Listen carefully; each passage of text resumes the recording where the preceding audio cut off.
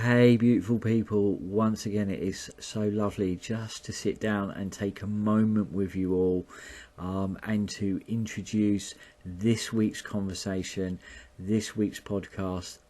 Links to the full show and conversation will be found in the description of this video, and what we are going to be exploring, we're going to be exploring the threads of the wisdom of spring equinox. So there we are on the wheel of the year. Spring equinox has gently arrived, but I say gently, it has this quality to it that there is this really bursting innate energy that if you kind of look out into nature is really taking hold. I know one of my really dear friends was sharing with me this beautiful story of one of her teachers, a really wise lady, that was saying, you know, kind of man marks the beginning of a whole new year on the 1st of January, but nature ushers in a whole new beginning, a whole new cycle, a new year. Her new year is at spring equinox, and I think that's absolutely, it makes complete sense. You know, for me, again, you know, kind of their man-made constructs dupe us. You know, they kind of they confuse us because, you know, it's like beginning of the year, 1st of January, but it feels very unnatural. Whereas at spring equinox, you've got this new life that's coming forth, that's bursting within nature, and it you know, it resonates, you know, your kind of body, and also emotionally. You know, something that we were exploring in the previous conversations in the previous podcasts is this sense that over the last few weeks you've had kind of this pull and push from the outer world back into the inner. You know, through the winter time we kind of drop into our inner world, and we kind of rest and we hibernate, and those seeds within us alchemize. Then as we arrive in spring, they birth just like nature, and we get this sense of being moved from the inner world out into the outer. You kind of get this magnetizing pull out into the outer world. You know, you want to take those walks, you want to get your fingers into the ground, you want to sow those seeds, and you kind of got this surge of energy. But over the last few weeks we've kind of had days where you've got that kind of bursting and coming forth, and then, you know, a day or so later you got this sense of, you know, it's really kind of raining, the wind is really kind of howling, and it's going really cold temperatures, and you get thrown back into the inner. So we've had this dance, and it's this transition between the inner and the outer.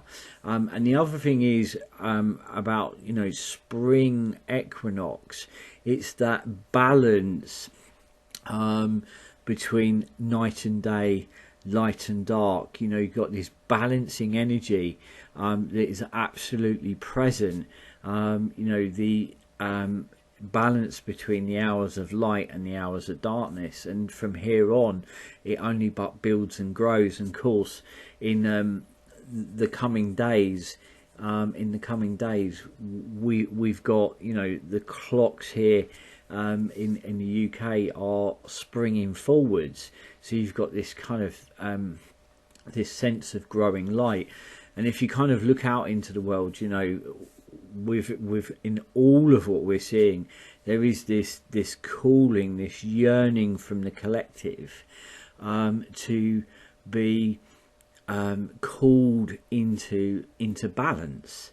There's this deep yearning from the collective, deep down inside, this yearning to call things into balance. And, you know, we're seeing, you know, those polarities being played out very strongly, and, you know, there's so much kind of that is sweeping everything up, and I think within that, the other aspect of it, the other thread of wisdom, is that this is an opportunity.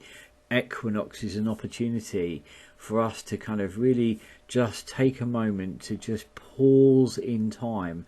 As another good friend of mine says, are you moving in time or through time? And I think for so many people, they move through time, but we've got this opportunity to just pause in time, take a moment and kind of look at, rest your hand on your heart, and maybe look at what is calling, what is coming forth to be balanced within your life. And I think, one of the things that, the collective is calling for, the world around us is yearning for, is gentleness.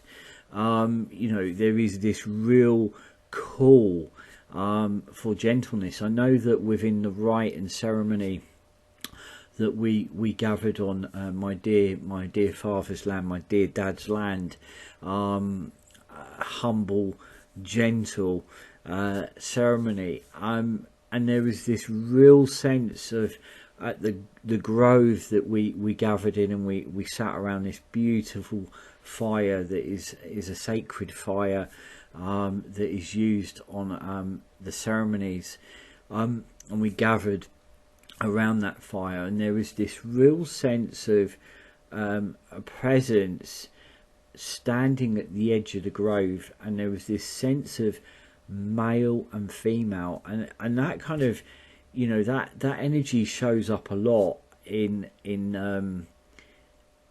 the work that I do, in the journeys that I take in those ceremonies and rites and rituals. And it's also there within my medicine shield that was gifted to me. The story of my ancestors, the Nordic meeting the Irish female, the Nordic male there within the medicine shield.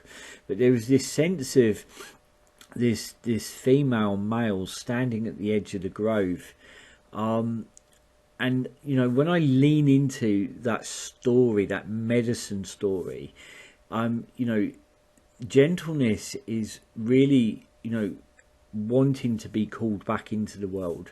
The tenderness of the heart with strong leadership. It is, when spirits say we are being woven back into the center, we are in a cycle of return. For me, I kind of get a sense of, if you go back, the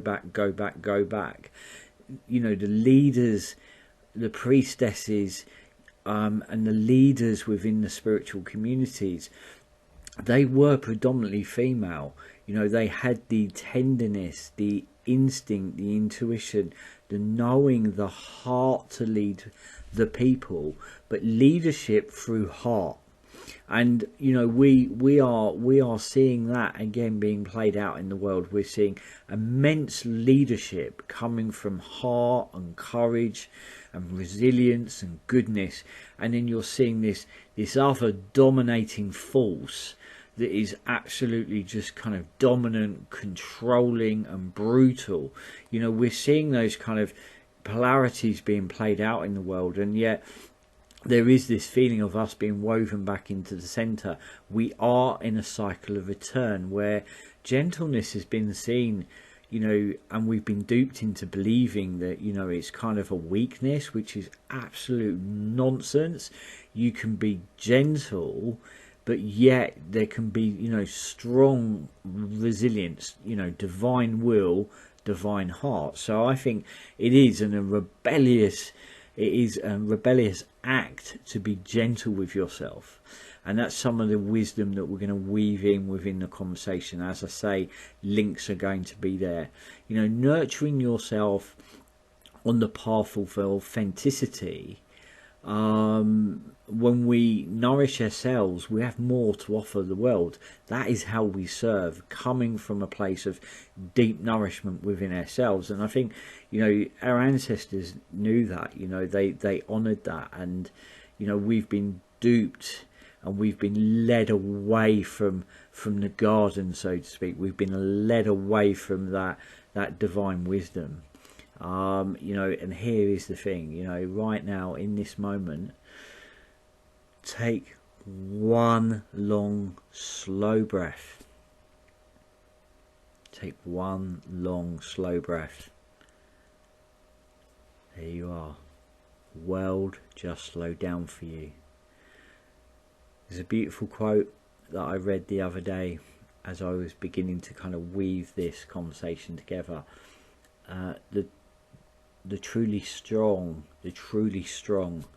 are always gentle. The truly strong are always gentle. When we nourish ourselves, we have more to offer the world. No matter who we are, when we nourish ourselves, we are better equipped to offer more to the world around you. To nurture ourselves, we have to learn to be gentle with ourselves. We can have that fierceness alongside that gentleness, and that is what I see in the wisdom keepers behind us. And we are in a cycle of return. We are being woven back into the center. There you go. I'm going to leave that with you. Links to the full podcast can be found in the video. Until next time, keep shining. Sending you so much love.